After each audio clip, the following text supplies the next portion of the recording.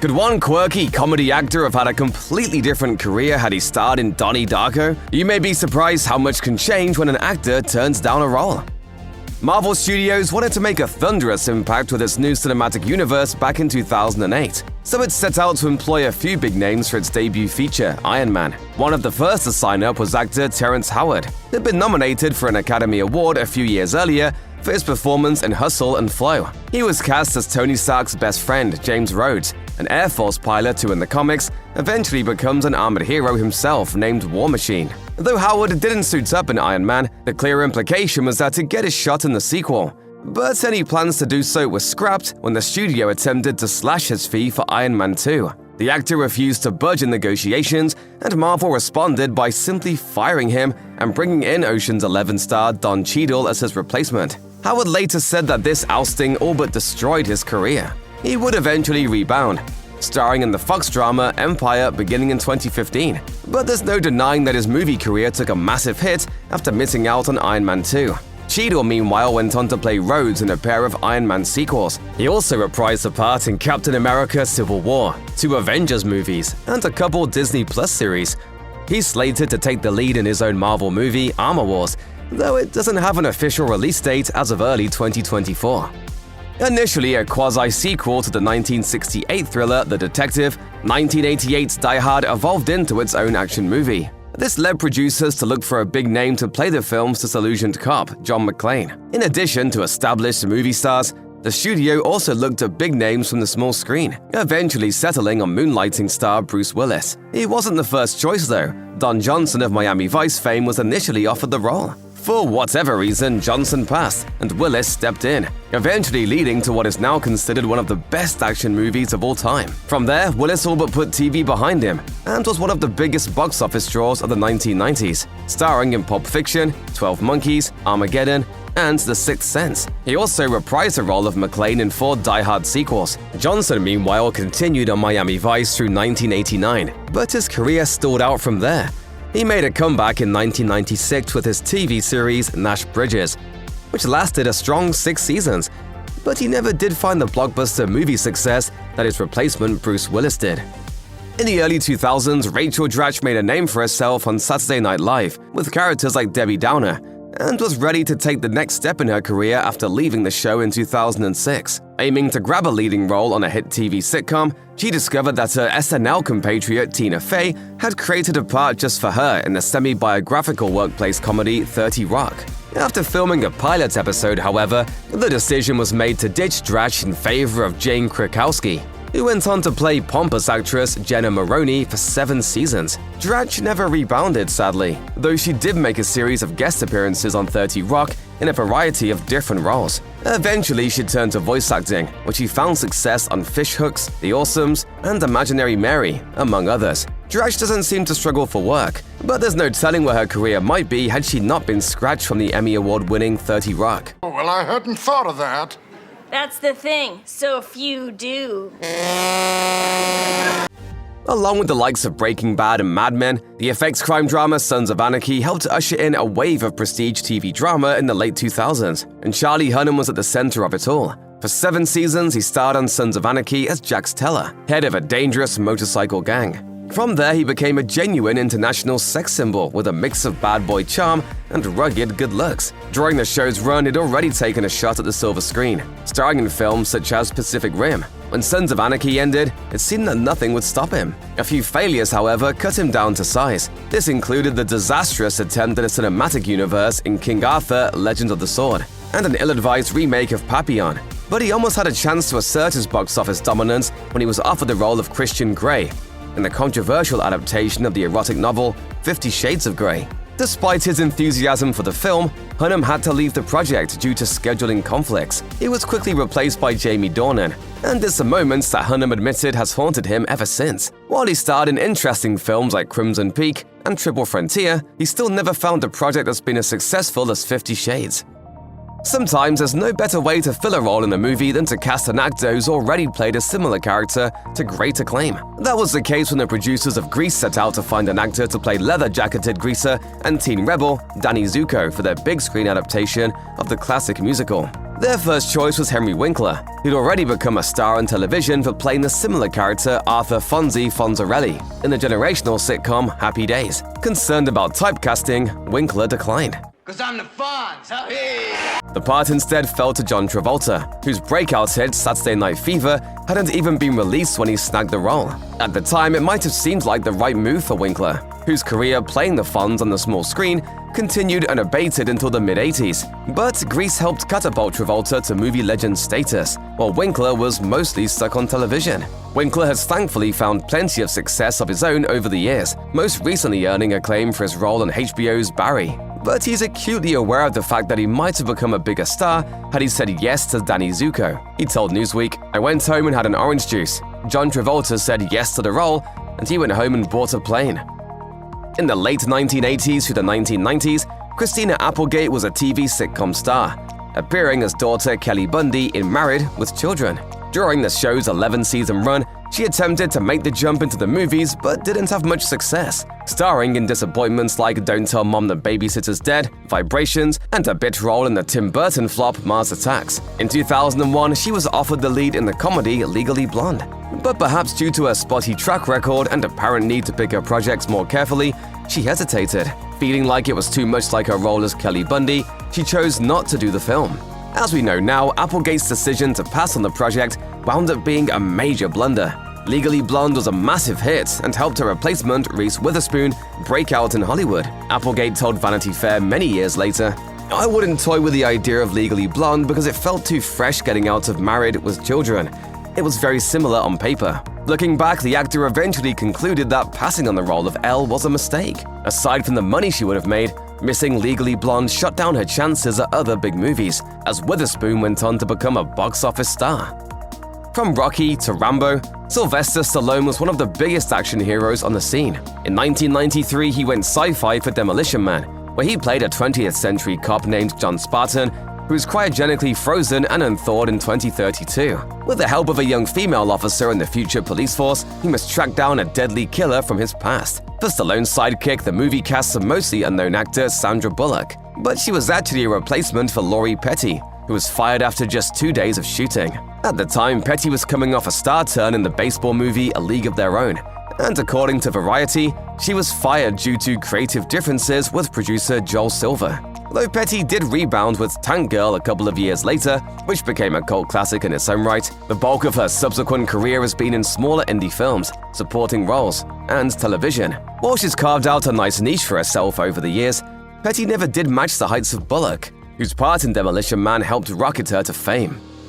When Terry Farrell was cast to play Trill Science Officer Jadzia Dax on Star Trek Deep Space Nine, she was almost entirely unknown. Now part of an iconic sci-fi franchise, Farrell's status grew, and after 6 years as Lieutenant Dax, she wanted to explore other opportunities. Producers weren't interested in reducing her appearances, so they axed her from the show and replaced her with Nicole DeBoer.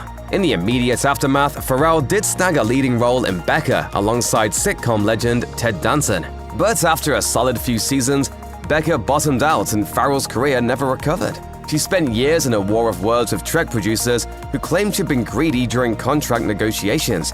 While it's tough to say if Farrell could have continued in bigger roles had she stuck around for the final season of Deep Space Nine, her unceremonious exit did her no favors. By 2003, Farrell was almost entirely out of acting, and she still counts Lieutenant Dax as her biggest role. Okay, son, my beloved old friend. I'm Jadzia now. If you're at all familiar with actor Richard Kiel, it's almost certainly thanks to his role as Jaws in a pair of iconic James Bond films, The Spy Who Loved Me and Moonraker. At a towering 7 foot 2 inches, Kiel was often brought in to play imposing characters, like the steel-toothed Jaws. So when the Incredible Hulk TV show needed a behemoth of an actor to play the titular Jade Giant, he was the obvious choice. After filming for a few days, however, it became obvious that Kiel's sheer height wasn't enough. Looking for someone with the bulk and mass of the muscle-bound Green Goliath, Kiel was dismissed, and in came bodybuilder Lou Ferrigno. After joining the Incredible Hulk, Ferrigno became synonymous with the character. Continuing in the role for all 5 seasons, and 3 subsequent TV movies. He even voiced a character in a 1996 animated series, and returned to provide the big-screen grunts and growls for Marvel's The Incredible Hulk in 2008. As for Kiel, he once claimed that he didn't regret losing the role because the experience of shooting the pilot episode of The Incredible Hulk was extremely unpleasant for him. Nevertheless, it left him relegated to smaller parts. And while he did manage to appear in a handful of memorable movies, nothing ever made him as famous as Ferrigno's angry green giant. You wouldn't like me when I'm angry. In 2008, Paul Thomas Anderson's There Will Be Blood received 8 Academy Award nominations and won 2, including Best Actor for Daniel Day-Lewis. The film also wound up being a turning point in the career of Paul Dano, who played the dual roles of identical twins, Paul and Eli Sunday. The roles helped establish him as an up-and-coming star, leading to movies like 12 Years a Slave and The Batman. But his career may have turned out very differently if the first actor chosen for the role hadn't walked away just weeks into filming. That actor was Kel O'Neill. And while rumors persisted that the inexperienced thespian had quit because it felt intimidated by Day-Lewis, the truth is far more mundane.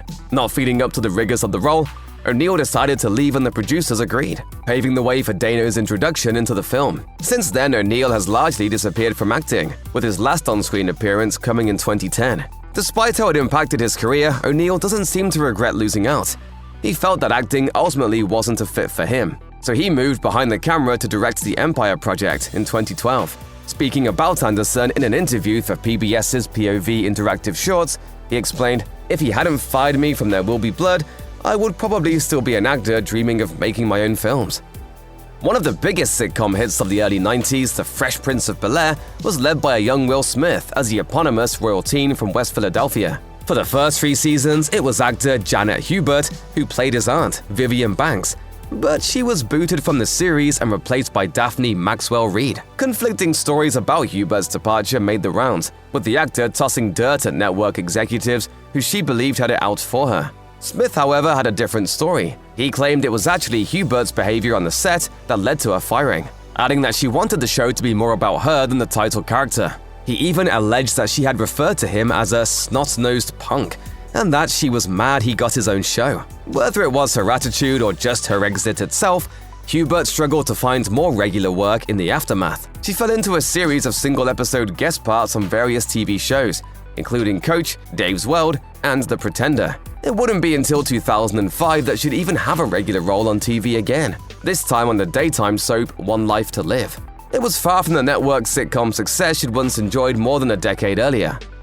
If you're a fan of 80s movies, you may be familiar with Debra Winger, who appeared in some of the biggest films that decade. From Urban Cowboy and Legal Eagles to romantic dramas like An Officer and a Gentleman and Terms of Endearment, she could be seen in hit after hit. The 1990s weren't as good to her though, and it seems that when the decade had turned over, so too did her career. But if she hadn't walked away from one of the biggest comedies of 1992, it might have been very different. Cast to play Dottie in A League of Their Own, Winger actually spent months prepping with the Chicago Cubs to learn the game of baseball. But when pop star Madonna got the role of May, Winger balked and quit the film in protest. Despite collecting a paycheck for her work, she was replaced by Gina Davis, who had just earned an Academy Award nomination for Thelma and Louise. When all was said and done, A League of Their Own collected more than $130 million at the box office, and Davis turned in a Golden Globe-nominated performance in Winger's old role.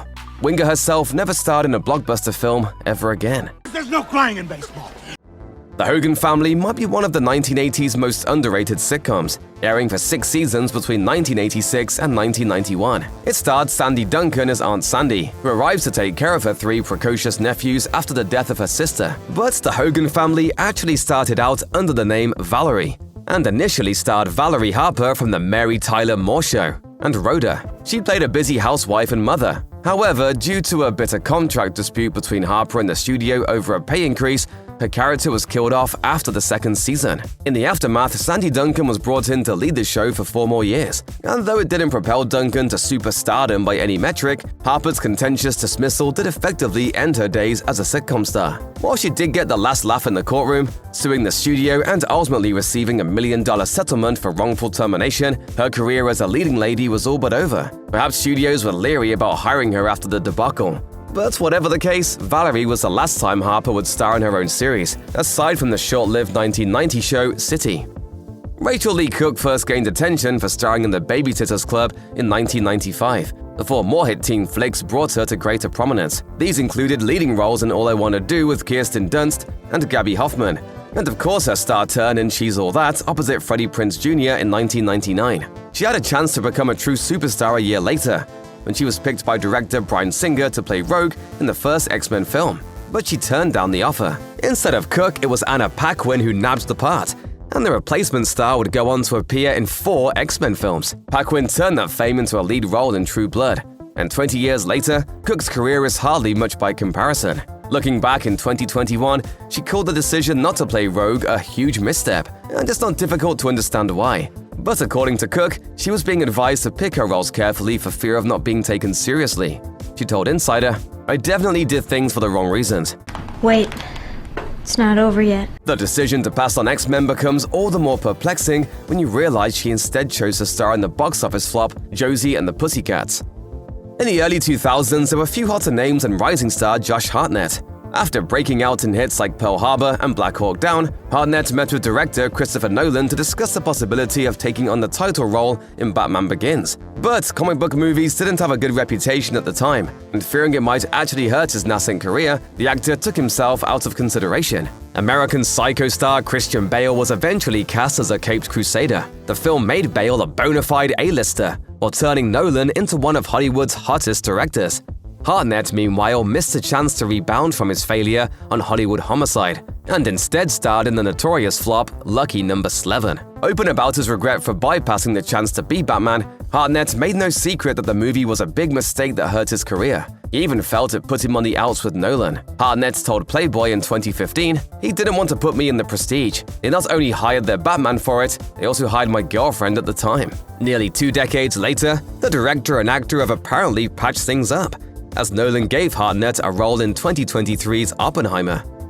Christopher Nolan wasn't a big-name director when he chose to take on a new series of Batman films in the 2000s. The Caped Crusader hadn't been doing all that well himself. The character's previous outing, 1997's Batman and Robin, is often reviled as one of the worst superhero movies ever made. Nolan wanted to bring the grittiness back in a grounded and realistic take that could make audiences believe a billionaire would dress up like a bat to fight crime. When Nolan set about casting 2005's Batman Begins, Christian Bale wound up being the perfect choice and chin for the role. And standing next to him was Katie Holmes, then best known for starring in the TV series Dawson's Creek. The film went on to be a massive hit, and it was no surprise that a sequel followed in 2008. But while the rest of the cast returned, there was one conspicuous absence: Katie Holmes had been replaced by Maggie Gyllenhaal as Rachel. It's always been unclear as to why Holmes didn't appear in The Dark Knight. Nolan said he wanted her to return, but she was unavailable. Holmes, meanwhile, later said it was her choice not to come back. And while she expressed that she didn't regret it, she hasn't been in many high-profile films since. The Dark Knight remains one of the major releases of its decade. Maybe returning for the sequel wouldn't have given Holmes' career the boost it needed, but it sure couldn't have hurt.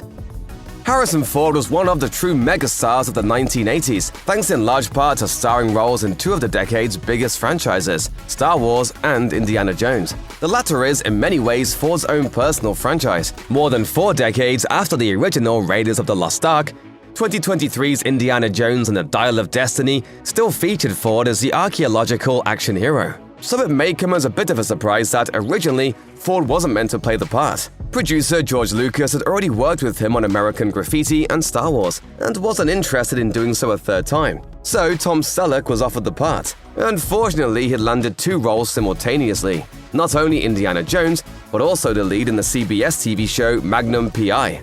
The network refused to let their new star delay filming in order to shoot Raiders, and Selleck was forced to turn down the job. No choice. In fairness, Magnum P.I. was a huge hit show and made Selleck a TV star, but it never really led to a big screen bounce for him. Ford, meanwhile, continued to lead dramatic and action movies for decades, and Indiana Jones remains one of cinema's most beloved adventure heroes. Magnum was a good show, and Selleck has done others, but his star could have been far brighter if he'd worn a fedora.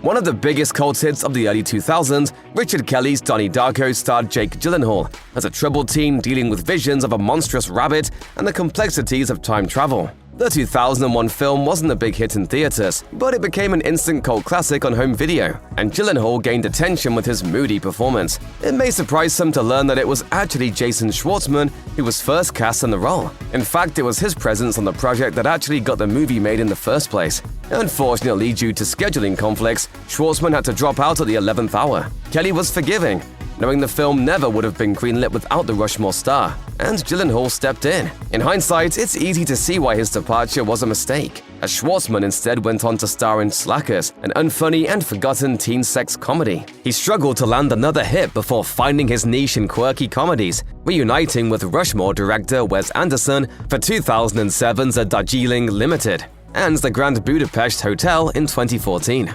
At the same time, Gyllenhaal quickly became a heartthrob and huge star himself, and he remains one of the most bankable names in Hollywood. Looking back, it's fair to wonder where both actors would be had Schwartzman not left Donnie Darko. Around the turn of the millennium, British actor Hugo Weaving played a pair of iconic roles. He put on elf ears to play Lord Elrond in the Lord of the Rings trilogy, and a pair of dark glasses to play Agent Smith in The Matrix. In 2005, the adaptation of Alan Moore's V for Vendetta needed its mass vigilante, and Weaving was chosen to bring him to life. But only after the film's first pick, James Purefoy, left the film in a huff. As Purefoy described it, he wasn't happy that nearly the entirety of this role put him behind a mask. And what I am is a man in a mask. Purefoy may have some reason to regret his decision though, because the movie was met with strong reviews, even if it wasn't a major box office success. More importantly, V for Vendetta was a veritable cultural phenomenon, with the imagery of Weaving's character and his grinning mask becoming a symbol for an entire generation of anti-establishment youth. Though Purefoy would quickly find success on the small screen with Rome the same year, his big screen career never did take off. A string of box office bombs followed, from Solomon Kane to John Carter. But who knows what may have been had he gritted his teeth and played the titular V, mask and all.